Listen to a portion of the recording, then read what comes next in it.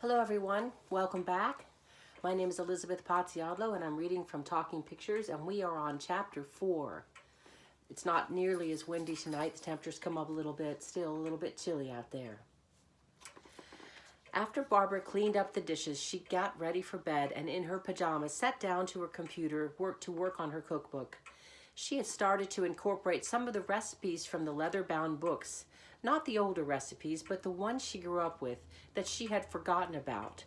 The beef stew with horseradish, the mustard egg soup, and the white fish soup with dill.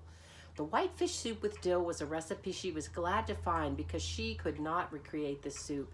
She had tried on so many occasions, but she couldn't remember what kind of fish to use and what spices to add. This would make a wonderful and unique addition to her book. It became very late before Barbara realized how weary she had become. She crawled into bed and closed her eyes. She had been so tired, and now she quickly drifted off to sleep. Again she dreamed of her mother. This time she was in her mother's herb garden.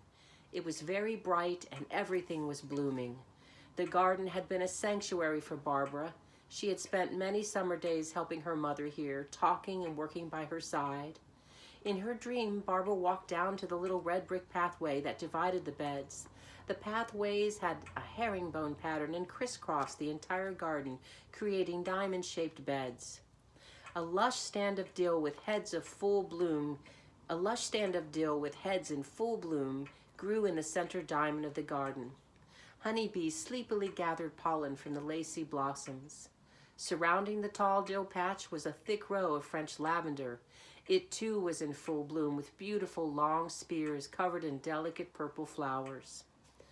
There were 2 diamond-shaped beds to the left and right where lemon balm and bee balm grew in large clumps. Sage and thyme grew in the drier, sunnier side along the edge near the graying picket fence, and parsley grew in the shadier part of the garden next to the statue of St. Francis. It was here she found her mother kneeling on the ground and scratching the dirt under the parsley with a small hand rake. Her mother wore a large straw hat which obscured most of her body.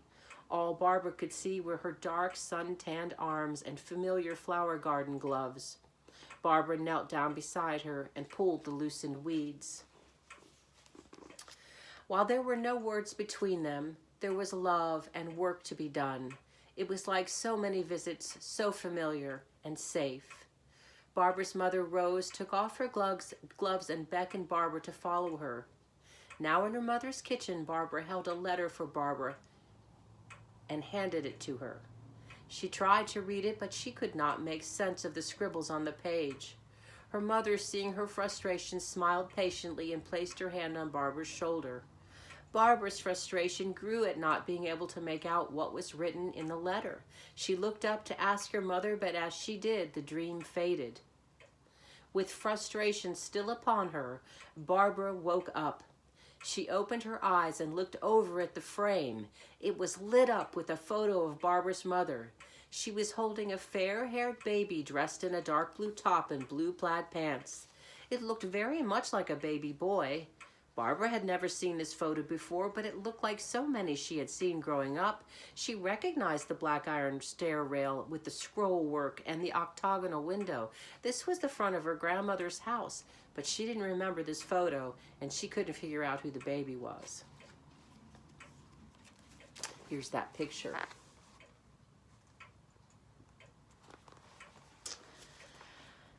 As she stared at the glowing frame with her bleary eyes, the photo started to dim and soon was gone. She looked out the window. The sun was coming up. It had snowed, and the brightness of the new snow reflected into her room through her windows, making Barbara's room very bright and beautiful. Barbara sat at the edge of her bed, slipped on her house shoes, grabbed her warm fleece housecoat, and put it on. She walked over to her overflowing floor-to-ceiling bookshelf and scanned it for the family photo album she had just brought home from her mother's house.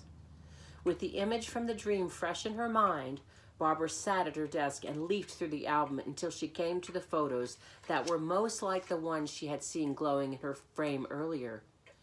There she was, wearing her favorite headband, standing in front of her mother with her sister Jean on Grandma B's front steps.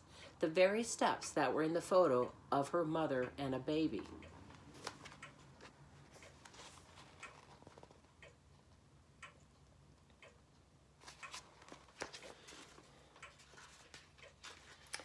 Looking at the next page, she saw 4 empty black photo adhesive corners and a darkened spot where a photo had been placed. There had been another picture with this group that had been removed or fallen out. Barbara leafed through the album and looked at all the photos that had been jammed between the pages, looking for another picture of a baby, but there was none to be found. It had been a very long time since Barbara had looked at this album.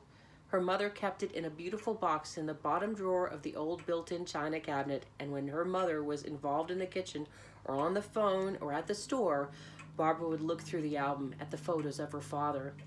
She barely remembered him. She was so young when he died. All the memories she had of her father were based on the photos from this album. Whenever her mother spoke of him, she would become so sad that Barbara stopped asking. All her mother would say was that everything changed after Daddy died. The reality was they went from being a middle-class family to a very poor family. They had to move in with Barbara's grandmother, Bee, who earned money cooking for the town's doctor. She also did their ironing and mending, and Barbara's mother worked at the school making hot lunches. Money was tight. Barbara never had new clothes or shoes. She and her little sister Jean wore hand-me-downs from the families from church and from the Easter Seals thrift shop in town. In the winter, the upstairs bedroom in her grandmother's house was too cold to sleep in. The house was heated with an old inefficient oil burning furnace that never seemed to put out enough heat to warm the whole house. So in the winter, Barbara and her sister Jean would sleep in the kitchen under a large rectangular oak table with tapered legs. Barbara and Jean would drag the mattress downstairs along with all their covers and pillows and build a nest under the big kitchen table. The wood-burning stove their grandmother cooked on kept the kitchen toasty warm. There were many evenings when the two girls would fall asleep to the sounds of their grandma Bee and mother talking quietly. Sometimes they would hear their mother's muffled weeping and then gentle consolation of their grandmother as their grandmother soothed her. This happened so often that the girls became numb to it. The sound of vegetables being chopped, the clanking of pans being pulled from cabinets, and the delicious fragrances of their grandmother's cooking was the lullaby that would set them adrift into their dreams. While it's true they were poor, they never went hungry. Not with this amazing soups their grandmother would make. She was known for miles around for her soup-making ability. She could take any odd assortment of leftovers from the icebox. An old dried bit of beef, a cup of barley, water, and herbs, and the next thing you know, you were feasting on a soup that left you wanting for nothing at all. In the summer, neighbors would bring her baskets of snap peas, green beans, zucchini, butternut squash, and tons of onions from their gardens in hopes of being the recipients of some of her incredible stocks. In the fall, during the hunting season, neighbors would bring deer, wild turkey, duck, and on rare occasion, quail. In turn, Grandma Bee's mother, Grandma Bee, Barbara's mother, Barbara, and her sister Jean would spend days making soup stocks that would be canned and shared with those who contributed.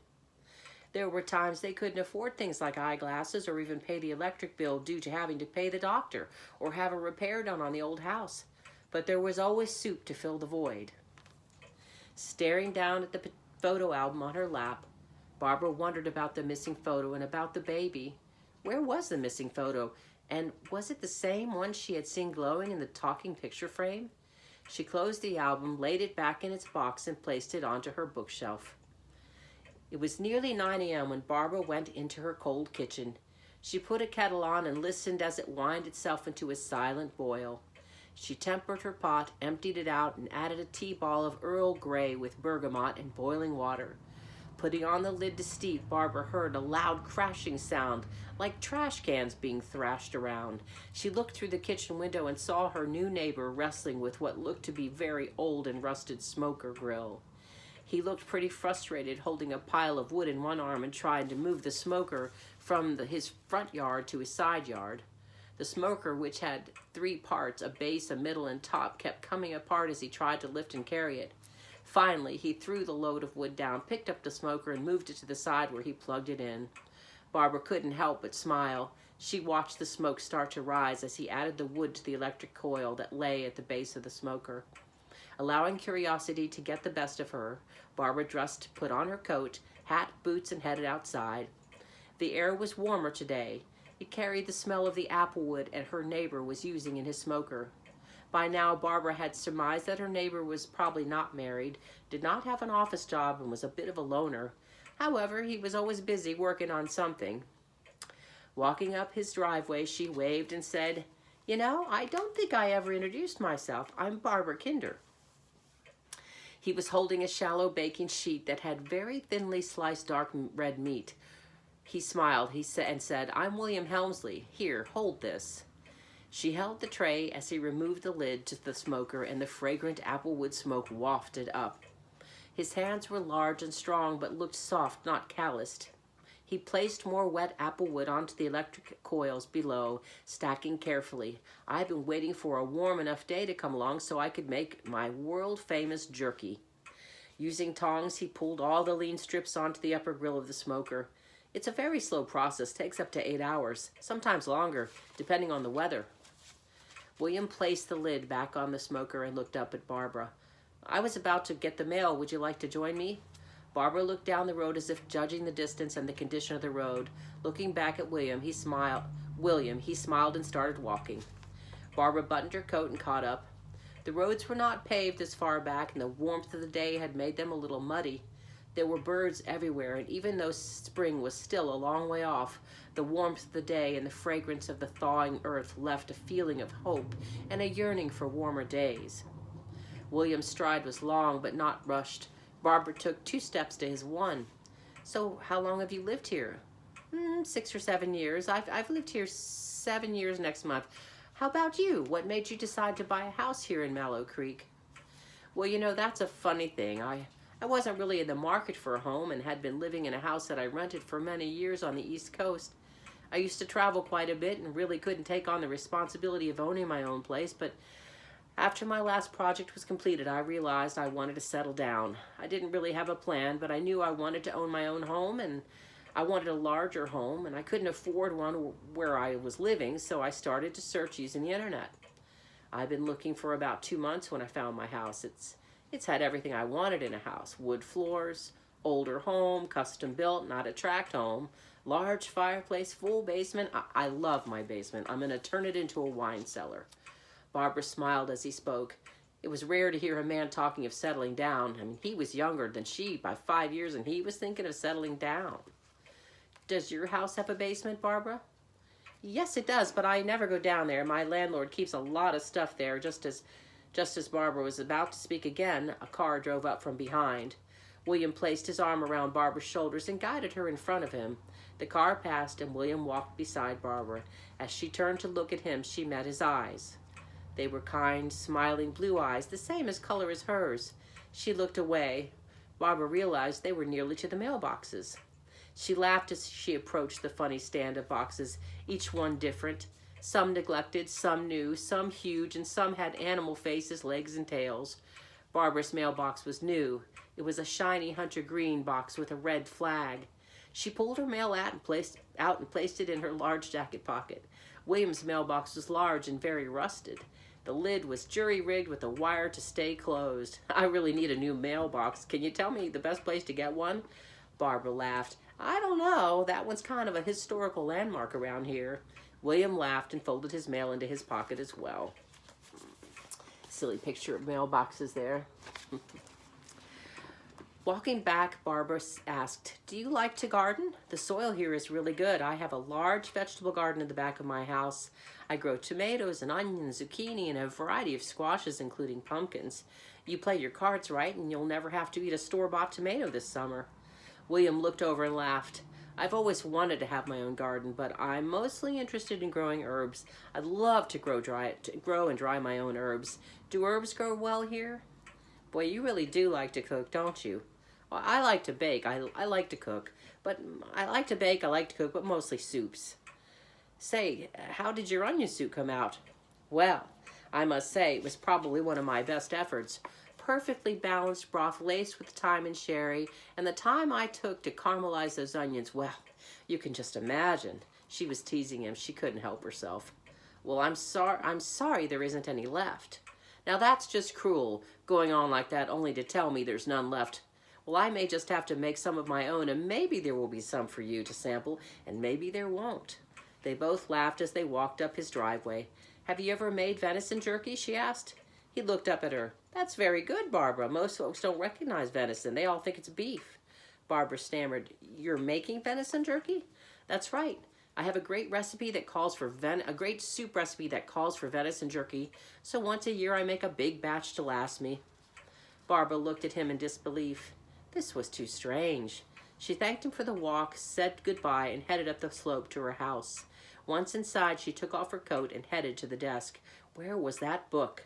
After sifting through a pile of papers, she found it, opened it up to the page with the very recipe she had been reading just 2 nights before. That soup called for dried venison or jerky. Barbara looked up from the book in time to see the picture frame light up. The photo appeared to be very old. It was black and white. Barbara saw 2 women and 1 girl. They were all standing at a hearth around a large iron stew pot that was suspended by a metal arm that was hinged to allow the pot to cook over the fire. The photo was clear enough for Barbara to identify its subjects. It was her great-grandmother, her grandmother Bee, and her mother. It must have been taken before the 1920s. She then heard her mother say, "Here we are cooking together and sharing recipes in your great-grandmother Ellen's kitchen. Recipes that have been in your family for hundreds of years. It's who we are and how we stay connected, even though some of us are gone." The photo faded to black. Barbara, still holding the leather-bound recipe book, turned to the inside cover to see her great-grandmother Ellen's name printed at the top corner, dated 1885. That is the end of chapter 4. I hope that you enjoyed it. Here's a picture of the venison recipe. And I just want to thank you for staying with me during the reading of Talking Pictures. Once all the stores open up, you can get it at the Co-op or Anderson's Corner. I also sell it on my website, which is theoperasinginchef.com. This book has 6 chapters and 6 recipes. All 5 of them fabulous soup recipes and 1 tequila cranberry chutney that you pour over brie and top with buttered pecans. It's a lovely tale, and it's how my characters meet, and it starts them off on their series of books. There's another book after this one called The Last Aria, and the new one that's about to be released is called Sonoma's Gold. Thanks again, and have a good night. Stay warm.